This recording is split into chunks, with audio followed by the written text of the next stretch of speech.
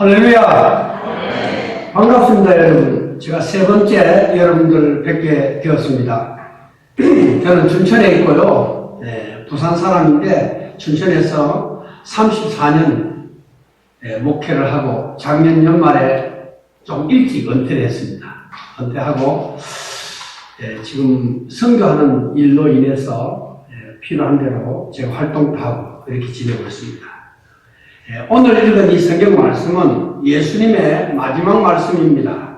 흔히 지상명령이다. 예수님의 많은 말씀과 명령이 있지만 그 명령과 말씀 가운데서 가장 강력하고 중요한 말씀이다. 우리 이렇게 알고 있습니다. 왜냐하면 이 말씀은 예수님이 승천하기 전에 제자들에게 또 오늘 우리들에게 하고 있는 말씀입니다. 그 말씀의 내용을 우리 읽은 것처럼 너희는 가서 모든 족속으로 제자를 삼아 아버지와 아들과 성령의 이름으로 세례를 주고 내가 분부한 모든 것을 가르쳐 지키게 하라. 볼지어다 세상 끝날까지 내가 너희들과 항상 함께 있을 것이다. 그렇게 말씀드렸습니다. 여러분, 우리 기독교는 오라 하고 기다리는 종교가 아니라 땅끝까지 가는 종교입니다. 믿습니까? 예수님이 하늘에서 땅으로 오셨고 사도 바울은 예루살렘에서 소아시아 로마, 스페인까지 가서 복음을 전했습니다. 5,000년 동안 우리나라가 어둠에 있었지만은 우리나라에 온 영국, 미국, 호주, 캐나다 같은 곳에서 복음을 가지고 온 선교사들에 의해서 근대화의 문이 열렸다 해도 틀린 말이 아닙니다. 흔히 여행자들에게 인도 이렇게 말하면 굉장히 신비스럽게 생각됩니다. 그래서 인도 여행이 어땠냐 이래 물으면 사람들은 아주 엄지손가락을 짚게 올리면서 좋았다 그렇게 말하기도 하고 또 흔히 다시 찾게 만드는 그런 신비한 매력을 가진 나라가 인도라고 그렇게 말합니다. 과연 그러느냐? 저는 오늘 인도 이야기를 좀 하려고 합니다. 아니 설교 시간에 난데없이 뭐 인도 이야기가 뭐냐 그런데 제가 인도에 많이 다녔습니다. 그리고 얼마 전에 인도 갔다 왔는데 그 인도 일정에 대한 보고를 하고 또 그것을 바탕으로 하나님의 오늘 우리에게 주시는 말씀을 전하려고 합니다. 할렐루야. 인도 콜카타라든지 마두라이 혹은 비하르, 파트나, 바라나시, 델리, 비사카, 파트남, 아우랑가바드, 구자랏, 바도토라 이런 도시를 제가 다 다녀봤습니다. 저는 작년 12월 21일 출발해가지고 주일을 4번이나 지나고 1월 13일 월요일에 돌아왔습니다. 22박 23일 동안 인도를 다녀왔습니다. 동행하는 사람은 목사님 한 분 하고 영어 선생님 한 분 하고 해가지고 3사람이 갔었습니다. 인도는 직항을 타면 8시간 걸리지만은 우리는 저가 항공을 타고 말레이시아 쿠알라룸푸르에 가서 4시간을 기다리는데 시간이 연착돼가지고 6시간 반 기다려서 또 거기서 인도까지 3시간 또 비행기를 타고 갔습니다. 내려서 자동차로 이동하고 하니까 목적지에 도착하고 보니까 한국을 떠난 지 한 20시간 걸려가지고 인도에 도착을 했습니다. 인도는 우리나라보다 33배가 큽니다. 그 인구는 약 13억 6천만인데 중국하고 거의 비슷합니다. 힌두교, 불교가 인도에서 시작이 됐습니다. 영국의 지배를 받다가 1947년도에 독립을 했습니다. 1인당 국민소득은 1,410불로 되어 있습니다. 근데 핵을 보유하고 있는 나라고 인공위성을 쏘아올리는 우주산업을 하고 있는 한면에도 굉장히 발달되어 있는 면이 있습니다. 인도의 군대는 세계에서 3번째로 많고 국가는 연방제로 29개 주와 7개 연방으로 구성이 되어 있습니다. 이것이 인도의 간단한 내용입니다. 제가 일정을 좀 말씀드리려면 제가 세 지역을 갔는데 첫 번째는 우리가 간 그 신학교가 있는 비사카 파트남이라는 지역입니다. 여러분 비사카 파트남이라는 말 처음 들어볼 겁니다. 제가 이렇게 말을 해도 자꾸 잘 안 되더라고요. 비사카 파트남이라는 지역은 인구 1200만 되는 남인도, 첸나이, 하이드라바드, 벵갈루, 코치네에서 5번째, 남인도에 있는 5번째 도시고 인도양에 위치해 있는, 인도양 해안에 위치해 있는 우리나라의 강릉이나 속초 뭐 이런 도시처럼 그런데 인구는 많습니다. 여기에 CIBC 신학교가 있는데 이 신학교가 커버넌트 인터내셔널 바이블 칼리지 약자인데 이 신학교에 우리가 간 것입니다. 이 신학교 책임자는 자카라 프리잔트 엘리아라고 하는 현지 인도 목사인데 한국어를 아주 잘합니다. 한국어를 거기서 가르치는 일도 하고 영어와 힌두어를 아는 사람, 잘하는 사람으로서 42세 되는 현지 인도의 목사입니다. 할아버지도 목사, 아버지도 목사, 자기도 대학에서 컴퓨터를 전공했는데 2003년에 한국 목사를 만나가지고 같이 일하게 되었고 지금 신학교를 짓고 있는데 200평짜리 2층을 짓고 있습니다. 학생들은 그게 숙식을 하면서 신학 교육을 받고 있습니다. 우리가 이 신학교 기숙사에서 묵으면서 이 신학교에서 일주일 동안 가르치는 일을 했습니다. 그리고 두 번째 도시는 우리나라로 치면은 뭐 한 춘천이나 원주같이 인도 중부에 있는 아우랑가바드라고 하는 도시인데 국내선을 두 번 타고 갔습니다. 인도가 넓기 때문에. 그리고 신학생들은 여기 하루 전에 미리 보냈습니다. 보내고 우리는 월요일 날 출발해서 인도 중앙에 있는 도시 이 아우랑가바드라는 곳에 갔습니다. 그날이 작년 마지막, 그러니까 작년 12월 마지막 날입니다. 그래서 그 31일인데 참빛교회라고 하는 현지 교회에서 송구 영신 예배를 드리고 그 다음날 1월 1일 첫 예배를 성찬 예배로 그 교회에서 드렸습니다. 그리고 1월 2일은 그 아우랑가바드에서 차로 한 2~3시간 가는 잘라라고 하는 지역에 뉴라이프라는 교회에 가서 그날 하루는 사역자 교육을 하고 돌아왔다가 그 다음날 3일날 11시에 집회가 있다는 이야기를 우리가 9시에 출발해서 갔습니다. 갔는데 11시에서 12시까지 1시간 동안 찬양을 해요. 인도 사람들은 이 찬양하고 놀고 있는 걸 굉장히 좋아해요. 그리고 또 1시간, 11시까지 우리를 환영하는데 환영식을 우리 생각에는 10분만 해도 될 것 같은데 1시간 동안 환영식을 해요. 목에 뭘 걸어주고 박수를 치고 노래를 부르고 춤을 추고 이렇게 해서 1시간 동안 환영식을 하는 거예요. 그리고 이제 1시부터 이제 말씀을 11시에 시작이 됐는데 1시부터 말씀을 해가 말씀 마치고 나니까 오후 3시가 좀 넘었는데 그때 이제 담임 목사님 집에서 점심을 먹고 인도식 점심을 먹고 거기서 한두 시간 떨어져 있는 나주라고 하는 지역으로 이동을 했습니다. 그 나주라는 지역에 베델교회라고 하는 교회가 있는데 이게 디스크 캄볼리라고 하는 30대 목사가 우리 신학교를 나온 분인데 교회를 6개 개척한 중에 한 교회라고 합니다. 우리는 차에서 이제 딱 내리자마자 갑자기 무슨 소리가 왕창 나다 보니까 이 교회에서 우리를 환영하기 위해서 나와가지고 폭죽을 터뜨리고 북을 치고 장구를 치면서 아주 뭐 우리가 당황할 정도로 우리를 환영하기 위해서 그 교회에서 나왔어요. 그래서 막 춤을 추면서 우리 따라가니까 이제 교회로 갔는데 교회 안에 사람이 거덕이 차 있었습니다. 근데 교회에 도착하고 나니까 바로 또 뭐 집회를 시작하는 게 아니고 또 환영식을 또 하는 거예요. 이 환영식 하는데 목에 꽃을 걸어주고 흰 모자를 씌워주고 어깨에다 타올을 걸쳐주고 박수를 치고 노래를 부르면서 우리가 당황할 정도로 자기들이 아주 기뻐하고 즐거워하면서 아주 그렇게 환영식을 했습니다.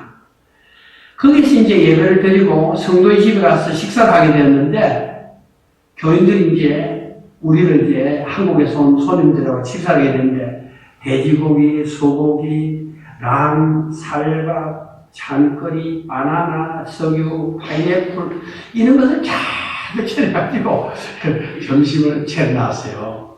근데 먹을 때 상당히 조심해야 되는 게 그 물이 우리하고 전혀 안 맞으니까 잘못 먹었다고 하면 속이 아주 탈이 나면은 아주 고생을 합니다. 조심스럽게 먹고 우리는 이제 그 지역에서 그렇게 사역을 했습니다. 이것이 두 번째 이제 아우랑가바드라고 하는 도시에서 있었던 사역입니다.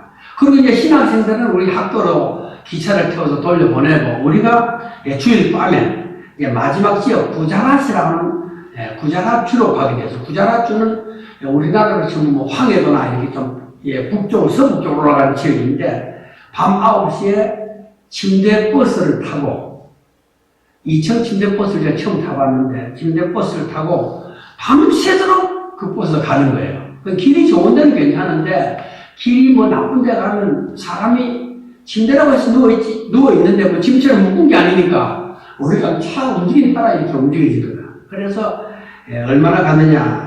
다음날 10시 35분, 13시간 동안 그 침대버스를 타고 갔습니다.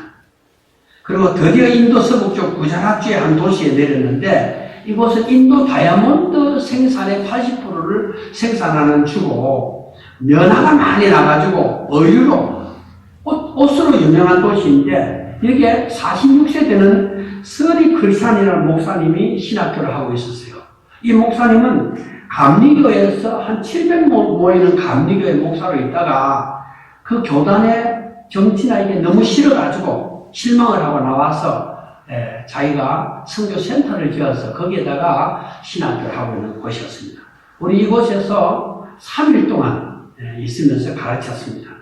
그리고 다시 차량으로 한 2시간 걸리는 월라드라라고 하는 곳에 그 신실한 한 가정을 우리가 방문해가지고 제가 말씀을 전하고 거기서 점심을 먹고 그 도시에는 바도다라라고 하는 공항에서 비행기를 타고 하이드라바 공항에서 또 환승을 하고 이래가지고 출발지로 돌아왔습니다. 신학교로. 그리고 그곳에서 목요일, 금요일 이틀 동안 가르치고 토요일 준비하고 주일 예배드리고 주일 밤 9시 20분 항공편으로 출발해서 춘천에 오니까 춘천에 저녁 6시가 되었습니다. 이것이 인도에 제가 3주간 동안 다녔던 간단한 일정입니다. 좋았던 것이 뭐냐? 인도 가고 좋은 게 뭐냐? 그러니까 신학생들하고 동행을 해가지고 우리가 방문하는 교회 가서 이 신학생들이 거기에서 찬양을 부르고 이러는 거 굉장히 좋았다 이런 생각이 듭니다. 그리고 인도의 찬양이 또 우리나라 창 같기도 하고 이러면서 아주 신비스럽게 들리더라고요. 공명이 되어가지고. 그런데 이 신학생들이 또 이런 우리가 방문한 교회에서 온 자원들이에요. 교회에서 온 열심히 있는 그런 청년들이 대부분이었습니다. 둘째는 가는 곳마다 사람들이 많았어요. 우리나라는 지금 사람이 많이 없는데 인도는 가는 곳마다 사람이 넘쳐나는 거예요. 그냥. 그리고 굉장히 호의적이고 그리고 우리를 굉장히 가까이 하려고 해요. 참 손이라도 한번 만져보려고 그러고 같이 사진 찍자 그러고 그리고 또 기도해달라 그러고 아주 사람들이 이렇게 벌떼처럼 모여들어가지고 우리를 가까이 하는 이런 것이 좀 감명 깊은 일이고 그 다음에 현지 교회들을 우리가 친히 가서 그들이 어떻게 예배를 드리고 어떻게 기도를 하고 어떻게 찬양을 하고 하는 것을 체험해 본 것이 참 좋은 하나의 경험이었다 이렇게 말씀을 드릴 수 있습니다. 그리고 인도에 있어서 우리가 선교를 할 때 그 문제가 몇 가지 있는데 첫째로는 언어입니다. 언어. 인도는 1660개의 언어가 있고 어느 수만큼 우상이 있는 나라입니다. 현재 성서 번역이 진행되고 있지만 아직도 1491 종류의 언어는 번역되지 않고 있다고 합니다. 그리고 문맹률이 글을 모르는 사람이 60~70%가 돼요. 그리고 여기에 이 전체 인구 가운데 힌두교인이 80%, 이슬람 교인이 11%, 기독교는 천주교 2단 다 합해가지고 2%. 그러니까 98%의 사람들이 예수님을 모르고 죽어가는 그런 나라가 인도입니다. 그리고 우리가 신학교 강의할 때 아까 말한 그 인도 현지 목사가 영어로 통역을 하고 또 현지 교회 가서는 힌두어로 통역을 하는 이런 방식으로 가르친 일을 했습니다. 그래서 지금 인도의 언어가 굉장히 문제다 하는 말씀 제가 드리고요. 두 번째로는 이 카스트 제도입니다. 이들은 태어나서 죽을 때까지 그가 속한 계급에서 떠나지 못한다고 합니다. 자신이 처한 계급을 숙명으로 받아들이는 것이 그것을 그냥 아무 항의하지 않고 받아들이는 것이 바로 후세에 더 나은 생명을 얻을 수 있는 길이다 이래 믿고 여기라는 소망은 죽은 다음에 환생을 해서 다른 계급으로 태어나는 것이 소망이다 이렇게 생각합니다.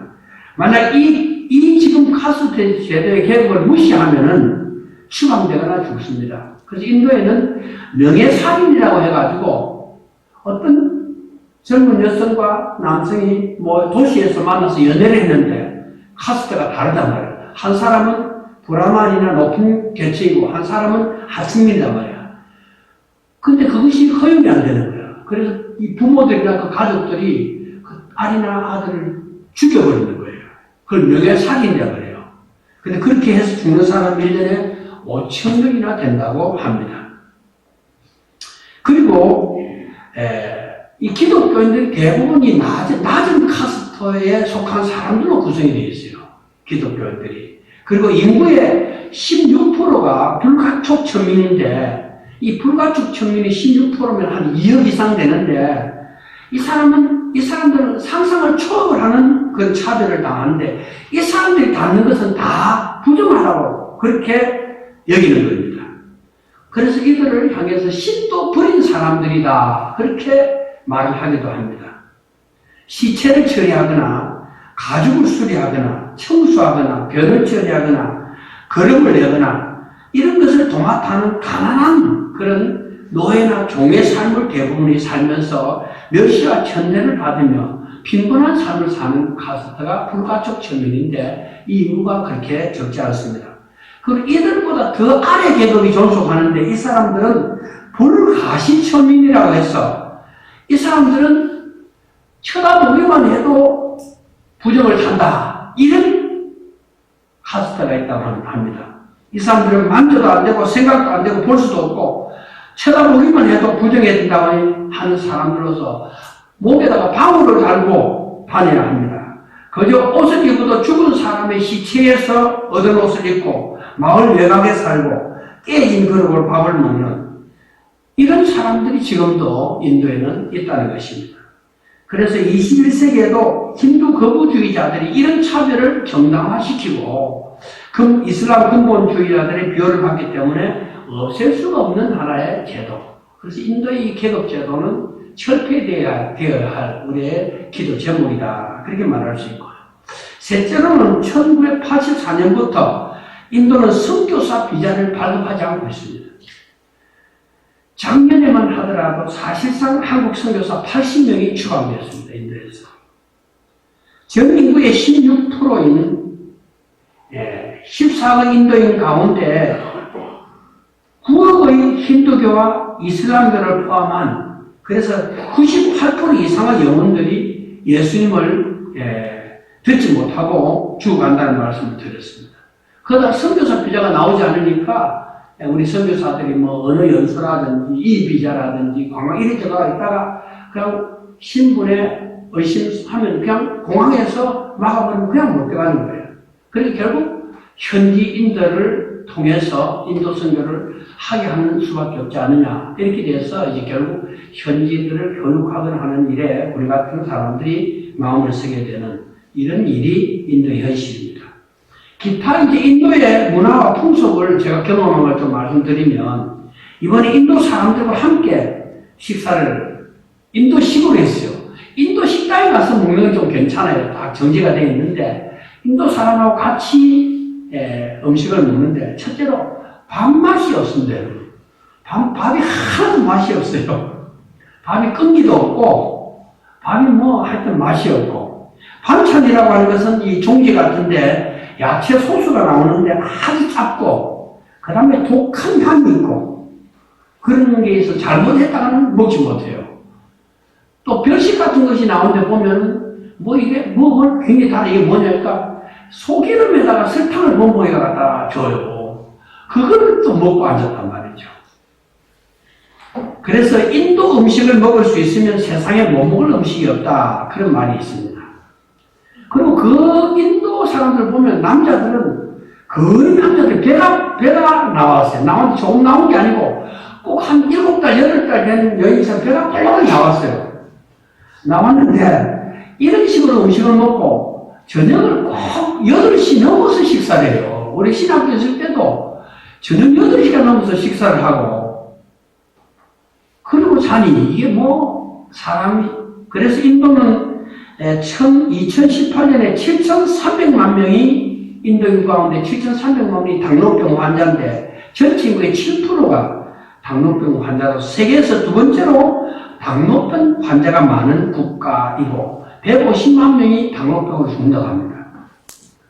또 청소년 아이들, 우리 신학교 아이들이 있는데 이 신학교 아이들이 뭐 이게 나이 적은 애들은 17, 18살을 먹는 애 있고 많은 애들은 27, 8살 된 아이들이 있는데 애들 나이를 알 수 없는 게 전부 수염을 기르고 있어요. 그래 수염을 왜 기르냐 보기도 싫고 저거 더러워 보인다니까 그게 하나의 전통이 되어가지고 결국 수염을 키우는 것이 남성답고 또 이것이 전통이니까 수염을 더 기르고 있더라고요. 그리고 또 하나는 이 모디 총리가 노상에 배변이 없는 나라를 만들겠다 해서 이런 몇천 개의 화장실을 짓게 했습니다. 근데 인도는 화장실이 없는 집이 50%가 넘습니다. 아침에 우리들이 아침에 좀 이렇게 걷기라도 해야 되지 않나 해가지고 우리 신학교가 있는 곳은 비사카 파트너하면서 1시간 반 정도 가는 시골 지역이에요. 밀림 있고 시골 지역인데 그 길을 우리가 걷는데 길가에 아침에 볼일을 다 놔가지고 아차고 바르는 거예요. 진짜 괴롭습니다. 그리고 우리가 생각하기에는 아니 뭐 뒷간에 하나 만들든지 아니면 땅을 파든지 사람 안 본다는데 길에다가 그냥 볼일을 바르는 거예요. 그게 그냥 망해요. 진짜 참 더럽기가 한량없는 거예요. 또 커피를 우리가 끓여 먹으려고 물을 가져가는데 물 위에 기름 같은 게 뜨는 거예요. 그리고 물 속에 깔아놓는 거예요. 이런 물이 그러니까 우리는 지하수를 먹지만 건수에 보니까 물이 안 좋은 거예요. 그래서 우리가 주방에 정수기를 하나 설치해주고 이거 물 제대로 먹어야 된다. 그래서 인도 사람의 평균 수명이 60대입니다. 우리보다 10년, 15년 더 빨리 죽습니다. 그리고 인도에 가면 쓰레기통이 없습니다. 왜 없느냐? 모든 것이 쓰레기통입니다. 모든 것이 쓰레기통. 하여튼 뭐 날아다니는 것부터 시작해서 돼지도 쓰레기통이 있고 소도 쓰레기통이 있고 개도 쓰레기통이 있고 참 이 기후가 약한 사람들은 가면 참 곤란합니다. 저는 굉장히 기후가 좋고 잘 견디는 체질인데도 갔다 와가지고 몸살이 나가지고 열흘 이상 약을 먹었어요. 그것은 잘 견뎠는데 하여튼 그런 곳입니다. 그런데 전 세계 미세먼지 오염 순위 도시 1, 2, 3위가 인도, 델리, 뭄바이, 캘커타입니다. 그러니까 우리나라 미세먼지는 이건 대구가 아니라 아주 먼지 많습니다. 아주 많습니다.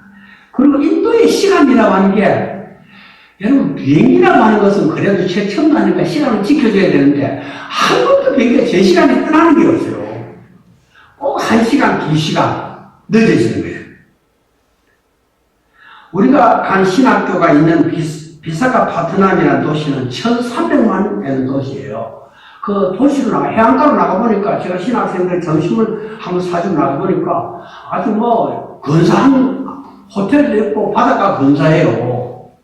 그런데 그게 우리 선교사가 공식적으로 한 명도 없어요. 한인 사회도 없어요. 한국 사람이 있는지는 모르겠지만 한국 사람 하나도 없어요. 그러니까 그렇게 보면 인도는 아직도 어둡고 깊은 밤에 있다. 그렇게 말할 수 있어요. 근데 이런 인도에 있어 가장 중요한 것이 목사요, 사역자요, 선교사입니다. 그런데 현지 사역자들이 절대 부족한 거예요. 절대 부족할 뿐만 아니라 훈련이 또 되어 있지 않는 거예요. 또 신학생들이 형편이 아주 어려워요. 우리가 가는 CIBC 신학교에 신학생들 한 달 수업료가 얼마냐? 1,000루피. 1,000루피면 우리 돈 17,000원입니다. 근데 이 17,000원도 못 내는 거예요. 그러니까 이런 가운데 있으니 교육도 되들 않지, 경제적으로는 어렵지, 환경은 불결하지, 힌두교라는 귀신이 그 나라를 확 사로잡고 있지, 이러니 이게 가보면 가슴이 답답한 거예요. 마음이 굉장히 안 됐습니다. 우리는 천국에서 삽니다, 사실. 우리가 사실 우리가 음식을 지금 찾아서 먹잖아요. 겨울물, 찬물 얼마나 쓸 수 있고, 우리나라 수돗물은 세계에서 깨끗하지만 수돗물도 정수해가 먹는다고요. 그렇지 않습니까? 가진 것이 엄청나게 많지 않지만 생활하는데 아무 지장이 없어요. 우리는 천국 생활을 하는 겁니다, 사실은. 오늘 읽은 성경 말씀은 예수님의 지상 명령입니다. 그것은 딴 곳으로 온 세상으로 나가는 것입니다. 사실 지금 이 말을 듣고 있는 제자들이 그런 사람들도 못 되고 그런 형편이나 조건도 되지 않습니다. 그러나 주님은 명령하시는 것입니다. 이것은 한마디로 영혼 구원을 위한 긴급한 명령을 제자들이 하고 있는 것입니다. 예수님의 사역 시작도 때가 찼고 하나님의 나라가 가까웠으니 회개하고 복음을 믿어라. 이렇게 마가복음 1장 16절에 시작되고 마지막 소원도 오늘 것처럼 영혼 구원입니다. 오늘날 교회가 존속하고 우리가 있는 이유는 영혼을 구원하는 것입니다. 그들이 믿고 안 믿고 하는 것은 그들의 문제지만 우리가 전해야 될 사명은 있는 것입니다. 여러분 18, 19세기 영국은 해가 지지 않는 나라였습니다. 엄청난 경제적 축복을 그들이 받았습니다. 수많은 선교사를 내보냈습니다. 20세기 와서 세계 선교를 주도하는 나라는 미국인데 70%의 미국 사람들은 하나님이 계신다고 믿고 있습니다. 지난 50년 동안 세계 선교비의 80%가 미국 교회에서 나왔습니다. 우리나라도 과거에는 집신을 신고 옷 한 벌을 가지고 살던 시대가 있었습니다. 그러나 하나님이 우리에게 이만큼 살게 하신 것은 복음의 진 빚을 갚아라고 살게 하신 것입니다. 여러분 그렇게 믿습니까? 우리 믿음 하나 겨우 지키다가 하나님을 가면 우리는 하나님께 책망을 받습니다. 우리는 할 수 있는 걸 해야 되는 거예요. 특별히 이런 불쌍한 영혼을 위해서 말입니다. 돈이나 시간이라고 하는 건 다 같지 않습니다. 밥을 사먹는 10만 원하고 위급한 사람을 살리기 위해서는 10만 원은 그 가치가 다릅니다. 여러분 가장 값지게 사용하는 비결은 하나님이 사용하는 것이고 복음을 전하는 데 사용하는 것입니다. 시간도 마찬가지입니다.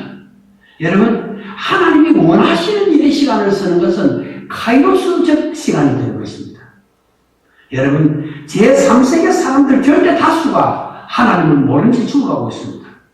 인도, 방글라데시, 제가 방글라데시를 한 10년 이상 다녔는데 길거리에서 그냥 애들을 4명, 5명 들고 여자들이 길거리에서 그냥 잠을 자고 그러다 죽어버립니다.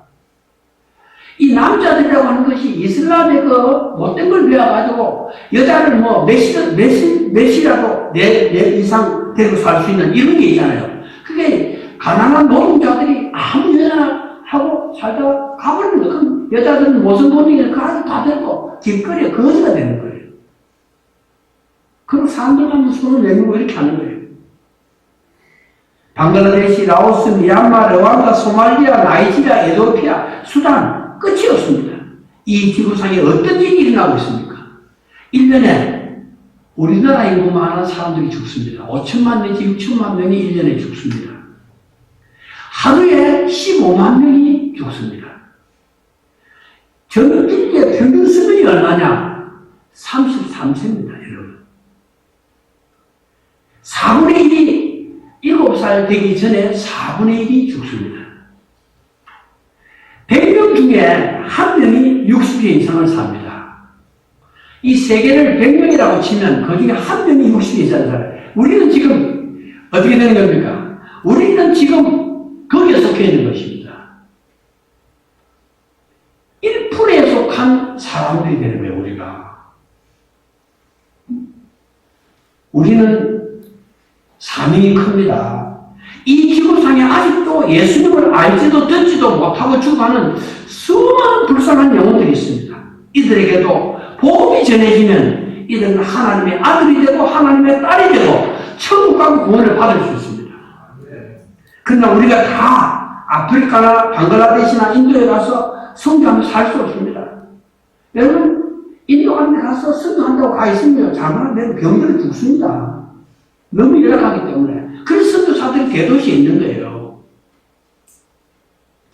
그래서 우리는 이런 일들을 위해서 선교사를 보내거나 그런 사람들을 위해서 기도하거나 혹은 물질로 후원하는 일을 통해서 간접적으로나마 선교에 동참해야 되는 것입니다.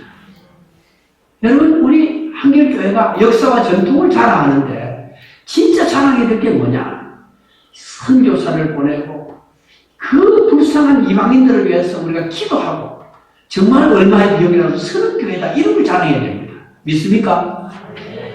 여러분, 뭔가 행동해야 된다 하는 당위성을 우리는 듣고 있습니다. 혼자서는 약합니다. 큰 일을 감당할 수 없습니다.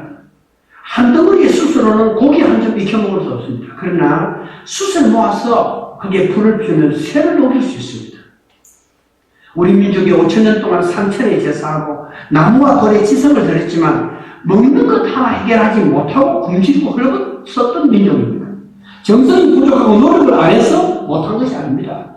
하나님을 못 만나고 복이 얻을 줄 몰랐기 때문에 그렇게 되는 것입니다. 우리가 할 수 있는 것이 무엇입니까? 우리는 손으로 일만 열심히 한다고 생각하지만 일만 열심히 한다고 민족이나 개인이 잘 되는 게 아닙니다. 분명한 것을 붙잡아야 되게 되어 있습니다. 하나님의 은혜 받아야 되는 것입니다. 여러분, 16세기는 스페인 시대였습니다. 17세기는 네덜란드 시대였습니다. 18세기는 프랑스 시대였습니다. 19세기는 영국이었습니다. 20세기는 미국이 지금 주도하고 있습니다. 이유는 딱 한 가지입니다. 그 나라를 통해서 하나님이 하실 일이 있기 때문입니다. 19세기 영국은 해가 지지 않는 나라를 불렀습니다. 그때 영국은 전 세계 선교사를 보냈습니다.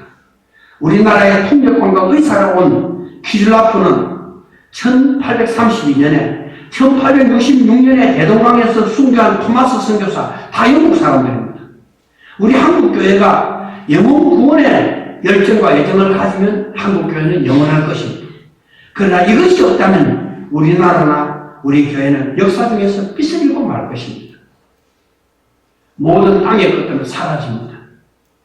진시황의 통일제국은 그가 죽은 지 불과 20년이 못 되어 그가 만들어 놓은 수도 함량과 함께 불 속에 사라진 것을 우리는 압니다. 알렉산더 대왕의 세계 최대 국가 제국은 그의 죽음과 함께 4분 오열되어 가지고 그 어린 자식들과 함께 무너졌습니다. 영원할 것 같은 로마 제국도 구멍난 자루에 모래 새듯이 순간에 사라져버렸습니다. 징기스칸도 나폴레옹도 히틀러도 일시 동안 반짝거리는 사라져가는 나라밖에 만들지 못했습니다. 천년의 제국도 하루아침에 망하는 것을 역사는 보여주고 있습니다. 우리 교회는 영원한 하나님의 나라를 위하여 부름을 입은 조직입니다. 믿습니까? 네. 우리가 비록 개인적으로 약하고 또는 열정을 잃어버리지만 근본은 그렇다는 것입니다. 내가 내게 이르노니 너는 베드로라. 내가 이 방석에 내 교회를 세우리니 음부의 권세가 이기지 못할 것이다. 내가 천국 열쇠를 내게 주리니 내가 땅에서 무엇을 매면 하늘에서 매일 것이요 땅에서 무엇이 풀면 하늘에서 풀리리라. 그렇게 예수님은 우리에게 약속하셨습니다. 저는 98%의 인도 사람들이 예수님을 모르고 죽어간다는 말씀을 드렸습니다. 이들에게도 복음을 전해야 된다는 건 너무나 자명한 일입니다. 우리는 현지인들을 가르치고 세미나를 하고 신학교를 하는 것입니다. 그렇게 하다가 교회도 건축하고 사역자는 그 자녀를 돕기로 하는 것입니다. 제가 이 일에 관계한 이야기를 하려고 하면 시간이 많이 걸리니까 그거는 어느 기회가 되면 다시 한번 하겠습니다만 저는 은퇴를 하고 그런 일을 하기 위해서 지금 애를 쓰고 있고 한 20년 전에 선교회를 하나 만들어가지고 후원을 받아가지고 지금 그 일을 하고 있습니다. 개인이나 교회 협력을 받아서 하고 있습니다. 글을 하나 읽어드리고 제 설교를 마치겠습니다. 인도 그 땅의 사람들, 멀고 먼 아늑한 곳, 물결치는 사람들이 가득한 땅, 철이 만길 검은 길을 내의 가슴나, 흙빛 얼굴 힘없는 손, 흔들리는 웃음들, 숫대기 같은 마음을 내미는 사람들의 손, 오랜 긴 고단함이 일상이 된 땅의 사람들, 나는 그들이 웃는 모습에서 슬픔을 잃는다. 새벽마다 부르던 공명된 신학생들의 찬양 소리 아싸라이 들려온다. 흙먼지 날리는 도시와 허공을 걸어가는 사람들, 수많은 우상들과 일렁거리는 그림자, 어둠들, 북도 들고 춤추며 우리를 환대하던 그 사람들에게 나는 무엇을 줄 수 있을 것인가? 다시와 우리를 도와주시오. 우리를 잊지 말아주오. 수천 년의 세월 수고의 눈동자들의 외침이다. 이 끝모를 어둠이 우리를 삼키고 있어. 우리는 빛에서 너무 멀리 떠나 있어. 어둠이 우리를 삼키고 있어요. 부탁입니다. 제발 우리에게 꺼지지 않는 그 불을 붙여주시오. 당신들이 꺼지지 않는 이 땅에 불이 되어 주시오. 인도양 해안 대도시 비사카 파트남에 그들의 신은 없었다. 단지 무리치는 사람들 뿐이었다. 옛 무굴 제국의 아랑가 바다에 제왕은 없었다. 그 사올린 성곽과 돌은 무너져 내리고 있었다. 수많은 사람들이 그 성에서 손을 흔들고 있었다. 그 왕의 도성은 흔들리고 있었다. 나는 오늘 인도를 소환한다. 그 사람들, 그 도시를 소환한다.